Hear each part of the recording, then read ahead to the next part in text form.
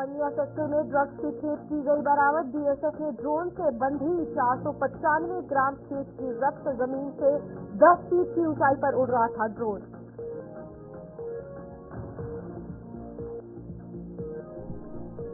नववर्ष की खुशियों में खलल डालने की फिराक में आतंकी घुसपैठ की आशंका के चलते आईबी पर एलओसी पर अलर्ट। खुफिया एजेंसियों की सुरक्षा एजेंसियों को चौकस रहने के निर्देश। बीएसएफ और सेना को भी सतर्क रहने की दी गई सलाह।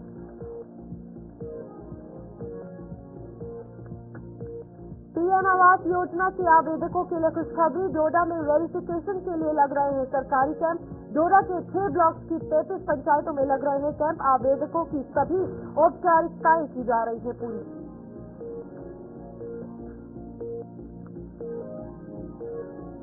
नमस्कार, जम्मू कश्मीर के इस बुलेटिन में आप सभी का स्वागत है। मैं हूं आपके साथ रूपाली शर्मा। तो चलिए बुलेटिन की शुरुआत करते हैं। जम्मू के अरनिया सेक्टर में बीएसएफ ने ड्रग्स की खेप पकड़ी है। ड्रग्स की ये खेप अरनिया सेक्टर की चिनार पोस्ट के नजदीक पकड़ी गई, जिसे एक ड्रोन के जरिए वहां पहुंचाया गया था। बीएसएफ के मुताबिक ये ड्रोन जमीन से मात्र 10 फीट की ऊंचाई पर उड़ रहा था, जिसे बीएसएफ के अलर्ट जवानों ने पकड़ लिया और उसमें बंधी ड्रग्स की खेप भी अपने कब्जे में ले ली, जिसका वजन लगभग 495 ग्राम बताया गया है। इसकी जानकारी पुलिस को भी दे दी गई है, जिसने मामला दर्ज कर अपने स्तर पर जांच शुरू कर दी गई है। तो आप देख सकते हैं यहाँ पर सुरक्षा के हवाले से भी एक बात सामने आती है, जहाँ ड्रोन पकड़ा गया है और 495 ग्राम ड्रग्स भी इस ड्रोन के साथ जो है वो थी और खेप मिली है। फिलहाल शिल्पा हमारे साथ जुड़ चुकी है, शिल्पा से जानकारी लेंगे। शिल्पा, बताइएगा फिलहाल क्या कुछ अपडेट आ रही है और ये ड्रोन आखिरकार कहां से आया? कि जम्मू के अंतर्राष्ट्रीय सीमा क्षेत्र अरनिया सेक्टर में बीएसएफ के जवानों को बड़ी कामयाबी मिली है, जहां पर ड्रोन को मार गिराया है। ड्रोन के साथ करीबन 500 ग्राम नशीली पदार्थ जो है यानी नारकोटिक्स को बरामद किया गया है। जिस प्रकार से बीएसएफ के सशस्त्र जवानों ने जो ड्रोन के माध्यम से नशीले पदार्थ पहुंचाने की जो है वो कोशिश की जा रही थी, उसे जो है उसमें सफलता पाई है। उस कोशिश को जो है वो बीएसएफ के जवानों ने नाकाम किया है और करीबन 500 ग्राम ये नशीला पदार्थ यानी नारकोटिक्स को जो है वो बरामद किया गया है। देखिए, इस समय की अगर हम बात करें तो आप देखेंगे सीमावर्ती क्षेत्र में सर्च अभियान जो है वो जारी है। जांच इस समय जो है वो की जा रही है और बीती रात को ये पाकिस्तान के द्वारा अटेम्प्ट करने की कोशिश की जाती है और इस कोशिश को पूरी तरीके से नाकाम किया है बीएसएफ के जवानों ने, जो उस समय अलर्ट पर थे। और जैसे ही उनके बीती रात जैसे ही अटेम्प्ट करने की कोशिश प्रकट किया जाता है और तुरंत ही बीएसएफ के जवानों के द्वारा ड्रोन को मार गिराया जाता है। यानी जो एक्टिव ड्रोन था उसे डीएक्टिवेट किया गया और उसके साथ नशीला पदार्थ नारकोटिक्स को भी बरामद किया गया है। देखिए, लगातार पाकिस्तान के द्वारा इस प्रकार की हरकतें की जाती हैं, इस प्रकार की कोशिश की जाती है, लेकिन हमारे सतर्क जवानों के द्वारा जो है वो हर बार इन कोशिशों को जो है वो नाकाम किया जाता है। फिलहाल जिस तरीके से ये नशे की खेप मिली है, नार्को टेररिज्म को लेकर भी जम्मू कश्मीर में बात की जाए तो एक बड़ा गढ़ बनता जा रहा है। मुहिमें भी चलाई जा रही है, लेकिन जब उस पार से यानी कि ड्रोन के जरिए खेप यहाँ पर आती है, क्या कुछ लगता है कितना बड़ा खतरा है? और देखिए, बिल्कुल इस समय जम्मू कश्मीर में आप देखेंगे कहीं न कहीं युवा काफी ज्यादा इसमें मुलव्विस पाए जा रहे हैं। हर जिला हर एरिया की अगर हम बात करें तो आप देखिए नशीले पदार्थ जो है वो युवा लेते हुए नजर आ रहे हैं। अभियान भी चलाया जा रहा है, लेकिन अगर इसी प्रकार से आप देखेंगे सीमावर्ती क्षेत्र में जिस प्रकार से ड्रोन को नाकाम यानी कि मार गिराया गया है, इसका कोशिश को नाकाम किया गया है और इसी प्रकार से हर बार हमारे जवान जो है वो नाकाम करते हुए नजर आते हैं। लेकिन कहीं न कहीं पाकिस्तान अपनी हरकतों से बात निभाग नहीं आ रहा है और लगातार नारकोटिक्स नशीले पदार्थ कहीं न कहीं किसी भी तरीके से पहुंचाने की कोशिश करता है, ताकि यहाँ के जो युवा है वो बर्बाद हो जाए और वो युवा जो है वो मुलव्विस हो जाए नशे की तरफ। लेकिन हमारे जो बीएसएफ के जवान है उन्हें बड़ी कामयाबी मिली है जम्मू की सीमावर्ती क्षेत्र अरनिया सेक्टर में। और जिस प्रकार से उन्होंने इस ड्रोन को जो एक्टिवेट था उसे डीएक्टिवेट किया, मार गिराया और नशीले पदार्थ को फिलहाल जो है वो फिलहाल आगे शिल्पा किस तरीके से जांच चल रही है, क्योंकि खेप मिली है उसके बाद जाहिर सी बात है जांच तो की जा रही होगी? जी बिल्कुल, देखिए इस समय जांच की जा रही है। ओढ़ी इलाके इस समय छाने जा रही है, क्या ओढ़ी इलाकों में इस प्रकार का ड्रोन तो नहीं भेजा गया या फिर नशीला पदार्थ तो नहीं भेजा गया या फिर कोई और चीज यहाँ पर तो नहीं भेजी गई है। तरीके से जांच की जा रही है और सर्च अभियान इस समय अभी भी किया जा रहा है, ताकि अगर कोई और ड्रोन भेजा है या फिर कोई और नशीला पदार्थ भेजा है तो उसे भी जल्द से जल्द जो है वो बरामद किया जाए। ठीक है शिल्पा, बहुत बहुत धन्यवाद आपका जानकारी देने के लिए। इसी के साथ अरनिया सेक्टर की अगर बात की जाए तो वहां पर ड्रग्स की खेप जो है यानी कि 495 ग्राम ड्रग्स बरामद किया गया है और बड़ी बात यह है कि ड्रोन के जरिए ये देखने को मिला, जो कि 10 फीट ऊंचा उड़ रहा था, जिसके बाद उसे डीएक्टिवेट किया गया। और नार्को टेररिज्म की अगर बात की जाए जम्मू कश्मीर में, तो लगातार पुलिस हो या फिर बाकी अधिकारी हो, इसके खिलाफ जंग जो है वो लड़ रहे हैं। और जिस तरीके से ये खेप बरामद होती है, बड़ी कामयाबी सुरक्षा बलों को भी मिली है और बीएसएफ के जवानों को भी मिली है। आगे बढ़ते हैं, जहां सीमा पार से नववर्ष पर बड़े आतंकी हमले की साजिश रची जाने की आशंका के चलते खुफिया एजेंसियों ने सुरक्षा एजेंसियों को इसे लेकर अलर्ट कर दिया है। बीएसएफ और सेना को भी सतर्क रहने की सलाह दी गई है और पुलिस समेत अर्धसैनिक बलों को आंतरिक सुरक्षा तंत्र मजबूत करने के लिए कहा गया है। सूत्रों के अनुसार आतंकी सांबा, कठुआ और जम्मू के बॉर्डर पर और एलओसी से घुसपैठ कर हमला कर सकते हैं, ताकि नववर्ष पर खलल डाला जा सके। इसे लेकर अंतर्राष्ट्रीय सीमा के साथ साथ एलओसी भी जो है वहां पर भी चौकसी जो है वो बढ़ा दी गई है। और साफ तौर पर कुछ ही दिन में नया साल जो है वो शुरू होने वाला है और जम्मू कश्मीर में आतंकी फिर से अपनी कायराना हरकतों से बाज नहीं आना चाहते, जिसके चलते खुफिया एजेंसियों को ये इंफॉर्मेशन मिली है। और इसी के चलते एलओसी की अगर बात की जाए तो वहां पर आईबी की बात की जाए, वहां पर भी सुरक्षा जो है बढ़ा दी गई है और चाक चौबंद जो है सभी अर्धसैनिक बल, बीएसएफ के जवान और सेना के जवान होते हुए नजर आ रहे हैं।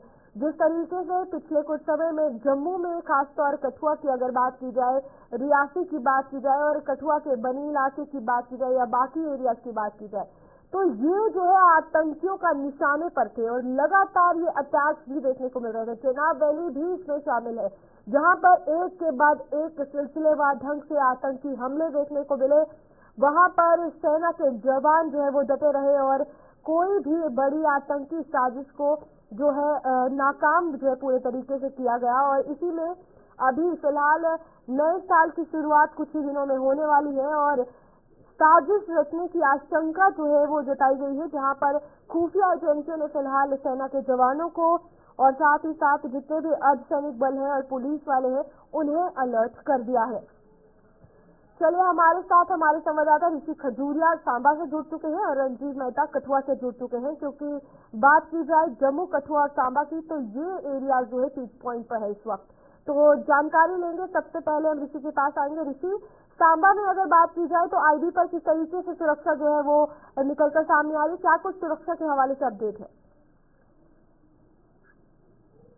सुरक्षा को चाक चौबंद कर दिया गया था बीएसएफ की तरफ से। जिस तरह से बीएसएफ की 2 अतिरिक्त जो नफरें यहाँ पर तैनात की गई थी, जो कि पहली पंक्ति को छोड़ दूसरी पंक्ति में इनकी तैनाती की गई थी, जो कि डीप इलाके जितने भी बॉर्डर के हैं वहां पर जो है चाक चौबंद जो वो ये नफरियां रहे, उसी को लेकर तैनाती बीएसएफ ने पुख्ता जो वो कर दी थी। लेकिन अब जिस तरह के खुफिया एजेंसियों की तरफ से जो हमें जानकारी मिल रही है, कुछ इनपुट हासिल हो रहे हैं कि नव वर्ष जिस तरह से आने वाला है, तो उसमें कहीं ना कहीं खलल डालने की कोशिश जो वो आतंकियों की रहेगी, आतंकी घुसपैठ हो सकती है अंतर्राष्ट्रीय सीमा के इलाके से।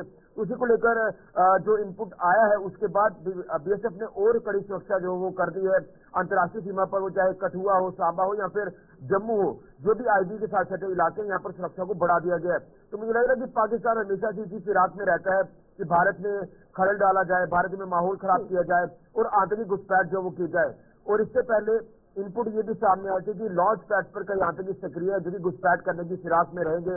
लेकिन अगर सर्दियों के हवाले से बात करें या नव वर्ष के हवाले से बात करें, तो हमने अक्सर देखा है कि एलओसी के बात करें तो वहां पर बर्फबारी हो जाती है, तो वहां से आतंकी घुसपैठ को छोड़ ये आईबी के रास्ते से घुसपैठ के प्रयास जो वो देखने को मिलते हैं। उसी को लेकर सुरक्षा को चाक चौबंद किया है और जिस तरह से खुफिया एजेंसियों की ये तमाम रिपोर्ट सामने आ रही है, तो उसके बाद से कहीं ना कहीं सिक्योरिटी को लेकर रंजीत से भी जानकारी लेते हैं। कठुआ में किस तरीके की जानकारी, माहौल क्या कुछ बना हुआ है रंजीत सुरक्षा के हवाले से वहाँ पर? देखिए रूपाली, मैं बताऊं कि पड़ोसी मुल्क हमसे हमेशा नापाक इरादे हमारे मुल्क में गड़बड़ी फैलाना उनका काम है, तो जिसके चलते जो अंतर्राष्ट्रीय सीमा है कठुआ जिले की मैं बात करूं तो जितने भी नदी नाले हैं, पूजे दरिया से लेकर करना नाला और जई नाले तक का इलाका, जितने भी बड़े छोटे बड़े नाले हैं, यहाँ पर सुरक्षा को बढ़ाना काफी जरूरी है और इसको लेकर बीएसएफ ने पिछले दिनों कदम भी उठाए। और साथ साथ कठुआ की बात करूं तो पिछले महीनों में हुए आतंकी हमलों के बाद से जम्मू कश्मीर पुलिस ने भी यहाँ पर एसओजी के एक SSP को बॉर्डर के इलाके में तैनात किया है, पहाड़ी इलाके में भी SOG के कैंप बनाए गए हैं, तो जिसके चलते सुरक्षा तो आंतरिक काफी मजबूत की गई है आतंकी चुनौतियों को देखते हुए। लेकिन उसके बावजूद पड़ोसी मुल्क हमेशा नापाक हरकतें करता रहता है, जिसको लेकर जो साजिश रची जा रही है नववर्ष पर पाकिस्तान में जो ISI द्वारा जो आतंकी संगठन है उनको निर्देश दिए जा रहे हैं, इसी तरीके से घुसपैठ करके वहाँ पर आतंकी हमलों ऋषि, यहाँ पर एक सवाल एक और निकल कर आता है। एक तरफ नार्को टेररिज्म, एक तरफ टेररिज्म, और दोनों की लड़ाई काफी ज्यादा खतरनाक है। लेकिन जिस तरीके से जम्मू कश्मीर की अगर बात की जाए, कश्मीर जो है वो पीक पॉइंट पर रहता था, लेकिन जम्मू भी अब आया है, तो क्या कुछ लगता है यहाँ पर इस तरीके की घटनाएं जो आतंकी वारदातों को अंजाम देने के लिए आतंकी तैयार रहते हैं, उस पर कितना ज्यादा अब दोबारा से फोकस करना जरूरी पड़ गया है, क्योंकि कश्मीर से अब शिफ्ट जो है जम्मू की तरफ ये आतंकी हमले हुए? देखिए, ये हर बार ये सुरक्षा बलों के अगर बात करें उनके लिए चुनौती रहती है, एक चैलेंज रहता है, खासतौर पर जो नार्को टेररिज्म की आप बात कर रहे हैं या टेररिज्म की बात कर रहे हैं, ये दोनों सीमा पार से आ रहे हैं। और इसमें आपने देखा कि आज भी अरनिया सेक्टर में किस तरह से नशीली खेप जो है वो ड्रोन के माध्यम से यहाँ पर पहुंचाई गई है।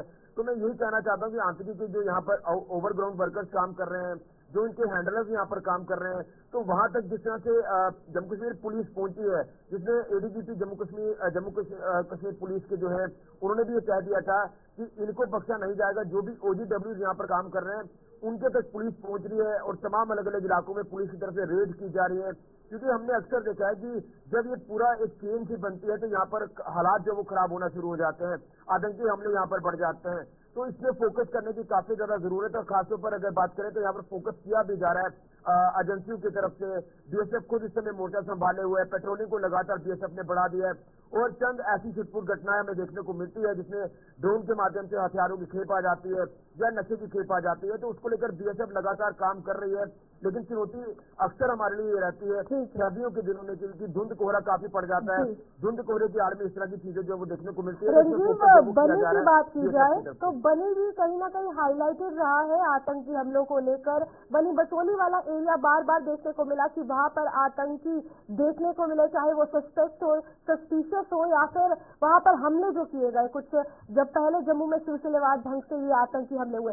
क्या कुछ लगता है इस बार सुरक्षा के हवाले से अगर बात की जाए, एजेंसियां हो या सुरक्षा बल हो, उन्हें उन एरिया को किस तरीके से काउंटर करना होगा, पेट्रोलिंग करनी होगी?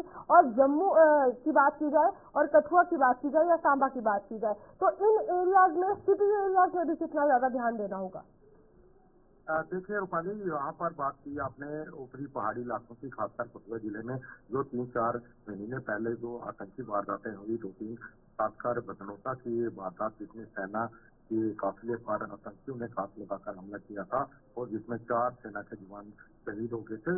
उसके बाद से इस इलाके की सुरक्षा को लेकर प्रशासन और सुरक्षा एजेंसियां काफी सतर्क हैं और पिछले दिनों वहां पर, उसके बाद वहां पर SOG के टीमें भी वहां पे लगा दी गई। एक SC स्तर का अधिकारी, DSP स्तर के अधिकारियों को लगाकर वहां पर SOG के कैंप वहां पे स्थापित किए गए।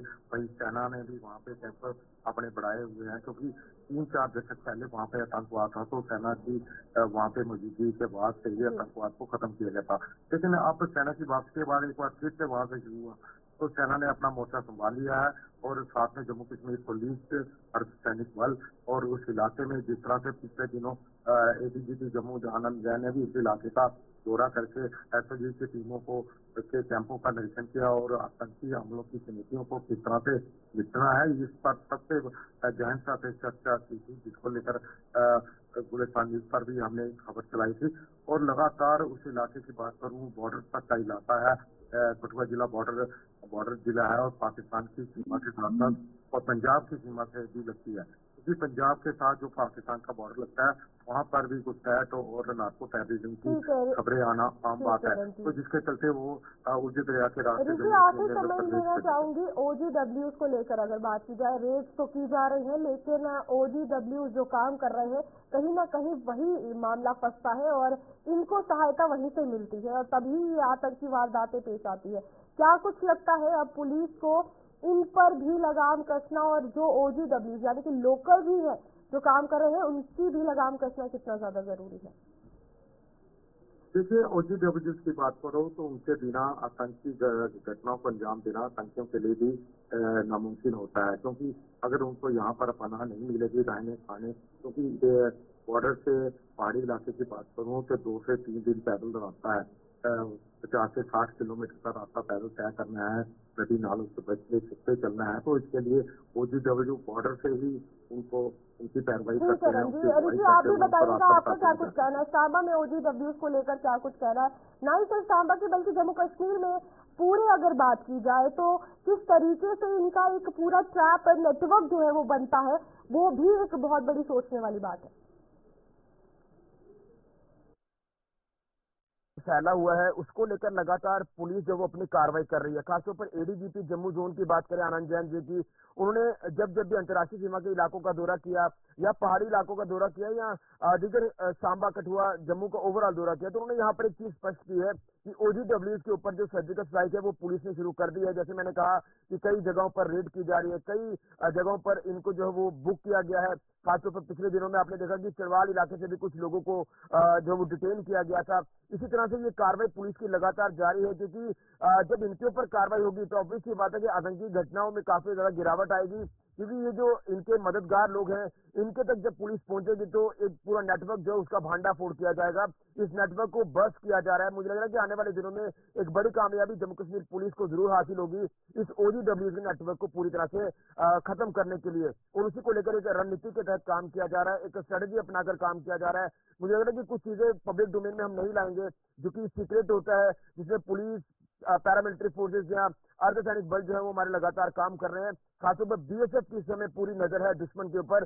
बॉर्डर के इलाकों की बात करें क्योंकि पेट्रोलिंग को बढ़ाया गया है और एक्स्ट्रा नफरी उनकी डिप्लॉय की गई है, तो इसी तरह से आतंकी घुसपैठ को मुंह तोड़ जवाब देने के लिए, आतंकी कमर तोड़ने के लिए इस समय पूरी तरह से काम किया जा रहा है। होगा रंजीव और ऋषि, आप दोनों का बहुत बहुत धन्यवाद जुड़ने के लिए। रंजीव कठुआ से हमें रिपोर्ट कर रहे थे और ऋषि सांबा से, जहां पर अगर बात की जाए LOC और IB की तो आतंकी साजिश के चलते जो एजेंसियां हैं उन्होंने अलर्ट कर दिया है सेना के जवानों को, और फिलहाल वहां पर पेट्रोलिंग जो है वो की जा रही है।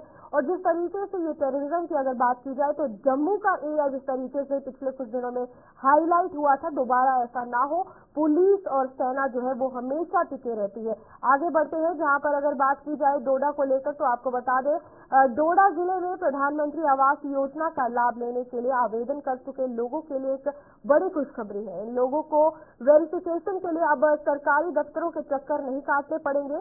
डोडा के 6 ब्लॉक्स में कैंप लगाए जा रहे हैं, जिनके माध्यम से आवेदकों की वेरिफिकेशन की प्रक्रिया पूरी की जा रही है। डोडा के 6 ब्लॉक्स की 33 पंचायतों में ये कैंप लगाए जाएंगे और आवेदकों से इनका लाभ लेने का आह्वान किया गया है। तो फिलहाल डोडा से लोगों के लिए अगर बात की जाए तो ये खुशखबरी है, जहां पर अब PM आवास योजना के आवेदकों के लिए खुशखबरी है। वेरिफिकेशन के लिए सरकारी कैंप जो है वो लग रहे हैं और लोग वहां पर जाकर जो है रजिस्टर करवा सकते हैं। और आपको बता दें कि डोडा के 6 ब्लॉक की 33 पंचायतों में ये कैंप जो है वो लगाए जा रहे हैं। विकास हमारे साथ जुड़ चुके हैं, डोडा से जानकारी लेंगे। विकास बताइएगा क्या कुछ जानकारी है, क्योंकि खुशखबरी है डोडा के लोगों के लिए और आज PM आवास योजना के तहत ये खुशखबरी जो लोगों के लिए आई है। देखिए, ये अच्छी खबर है तमाम डोडा वासियों के लिए, क्योंकि इस तरह का ऑर्डर जारी हुआ है और जितनी भी तहसीलें हैं डोडा के अंदर या फिर जितने भी ब्लॉक हैं उन तमाम ब्लॉक के लिए या तहसील हेडक्वार्टर जितने भी हैं उन तमाम तहसीलदार को जो है नोटिस जारी किया गया है कि आपको अपने एरिया में इस तरह का कैंप लगाना है और प्रधानमंत्री आवास प्लस जो योजना है वो हर घर तक पहुंचानी है। जो इस बेनिफिशियरी में यानी जिन लोगों को इस चीज का बेनिफिट मिलने वाला है या जो लोग गरीब तबके से ताल्लुक रखने वाले लोग हैं और जिनका डॉक्यूमेंट प्रॉपर तरीके से वेरीफाई होगा, उन तमाम लोगों को इसका फायदा मिलेगा। तो ऐसे में एडमिनिस्ट्रेशन डोडा ने सोचा है कि हर पंचायत को टच किया जाए, क्योंकि ऐसे में कई लोग जो है दफ्तरों के चक्कर लगाने पड़ते थे। अब हर जगह पर ये चीजें अवेलेबल होगी हर पंचायत के अंदर और प्रॉपर तरीके से वेरिफिकेशन इस चीज की होगी। तो विकास जी कैंप कब से लगाए जाएंगे और क्या कुछ तैयारी की जा रही है, क्योंकि लोगों की वेरिफिकेशन की बात की जाए वो भी प्रॉपरली देखी जानी है इसमें। देखिए 16 तारीख से 21 तारीख के बीच में जो है इस तरह के कैंप डोडा के अलग अलग पंचायतों में लगने जा रहे हैं और डेट वाइज होगा और ऐसे में यानी पहले लोग जो है काफी सारी शिकायतें दर्ज कर देते थे, इस तरह का कोई मामला या इस तरह की कोई क्वेश्चन वाला मामला सामने आ जाता था जिसमें कई लोग कहते थे कि हम इस चीज में फॉलो करते थे लेकिन हमें इस चीज का लाभ नहीं मिला। अब बराबर तरीके से एडमिनिस्ट्रेशन के लोग उन तक पहुंचेंगे और उन लोगों का डॉक्यूमेंट लेंगे और चेक किया जाएगा किसका घर किस तरह से है और किसके घर में सरकारी मुलाजिम है। धांधली विकास बहुत ज्यादा देखी गई है यहाँ पर। जहाँ पर पीएम आवास योजना के तहत बात की जाए तो यही कहा गया कि जो लोग रजिस्टर करवाने आते हैं, अपनी वेरिफिकेशन करवाने आते हैं, उनसे पैसों का डिमांड जो है वो किया जाता है और फिर कहा जाता है कि तुम्हारा नाम लिस्ट में डाला जाएगा। इसको लेकर इस बार क्या कुछ अलग किया जा रहा है? हाँ, इस तरह का पहले बहुत बार इस तरह के मामले सामने आए हैं और जिसमें कई बार जो है एडमिनिस्ट्रेशन के दरवाजे भी लोगों ने खटखटाए हैं। तो ऐसे में अब कहीं न कहीं बदलाव देखने को मिल रहा है क्योंकि पहले लोग जो है दफ्तर में जाकर अपना नाम चढ़ा देते थे या सरपंच के थ्रू इस तरह का कोई मामला सामने आ जाता था, लेकिन अब प्रॉपर तरीके से ये चीजें होंगी और कोई भी किसी तरह की वायलेशन नहीं होगी। प्रॉपर तरीके से उन लोगों को इस चीज का बेनिफिट मिलेगा और लगातार सरकार इस तरह से 1.5 से 2.5 लाख के बीच में पैसा देती है घर बनाने के लिए। उन तमाम लोग जो है इस चीज का फायदा भी उठा पाएंगे। ठीक है विकास, बहुत बहुत धन्यवाद आपका जानकारी देने के लिए। इसी के साथ पीएम आवास योजना के तहत अब डोडा के लोगों को जो है उनके लिए खुशखबरी है, जहां पर 6 ब्लॉक्स के 33 एरिया में जो है वो कैंप लगाया जाएगा और यहां पर लोग जो है अपनी वेरिफिकेशन करवा सकेंगे। और सबसे बड़ी बात इस बार ये कैंप इसलिए लगाए गए हैं जो धांधलियां पहले देखी गई इस बार न हो। आगे बढ़ते हैं, जहां राजौरी और पुंछ जिले को कश्मीर घाटी से जोड़ने वाली मुगल रोड यातायात के लिए खोल दी गई है। मुगल रोड बर्फबारी के कारण 2 दिन पहले फिर से बंद हो गई थी और अब इस पर गाड़ियों की आवाजाही शुरू हो गई है। वाहन चालकों को हालांकि सफर करते हुए एहतियात बरतने के दिशा निर्देश जारी किए गए हैं। तो जिस तरीके से कश्मीर में कुछ दिन पहले बर्फबारी देखने को मिली, उसके चलते जो है मुगल रोड बंद हो गई थी क्योंकि बर्फबारी जो है वहां पर हुई थी और अभी वहां से बर्फ पूरे तरीके से हटा दी गई है और गाड़ियों का आना जाना जो है वो शुरू हो गया है। हमारे साथ हमारे संवाददाता आकाश मलिक जुड़ चुके हैं। आकाश से जानकारी लेंगे। आकाश, बताइएगा मुगल रोड को लेकर किस तरीके से काम किया गया और क्या कुछ जानकारी सामने आ रही? तारीखी मुगल शहर को आज से रोड की ट्रैफिक की आमदोरफ्त के लिए बहाल कर दिया गया है। ट्रैफिक डिपार्टमेंट की तरफ से ये एडवाइजरी जारी की गई है कि 11 बजे से लेकर 3 बजे तक की इशारा पर विजिट करने की इजाजत होगी और ना ही 11 बजे से पहले और ना ही 3 बजे के बाद इशारा पर विजिट करने की किसी को भी इजाजत होगी। क्योंकि खराब मौसम की वजह से पिछले 3 दिन से तारीखी मुगल शहर को ट्रैफिक की आमदोरफ्त के लिए बंद रखना पड़ा। इस वक्त जो है पिछले 3 दिन से मुगल रोड डिपार्टमेंट की तरफ से क्लियरेंस बिल्कुल पूरे तरीके से जो है कर दिया गया था। वहीं पर बात करें सिस्टम बोर्ड है, इस वक्त जो इशारा पर कोड़ा बहुत है जिसकी वजह से जो है लोगों को भी काफी परेशानी का सामना करना पड़ता है। डिपार्टमेंट के लिए भी बड़े चैलेंज। आकाश, आगे मौसम के हवाले से क्या कुछ खबर आ रही है? अब कब बर्फबारी हो सकती है, कुछ जानकारी है? क्योंकि मुगल रोड जब भी बर्फबारी होती है प्रभावित जरूर होता है।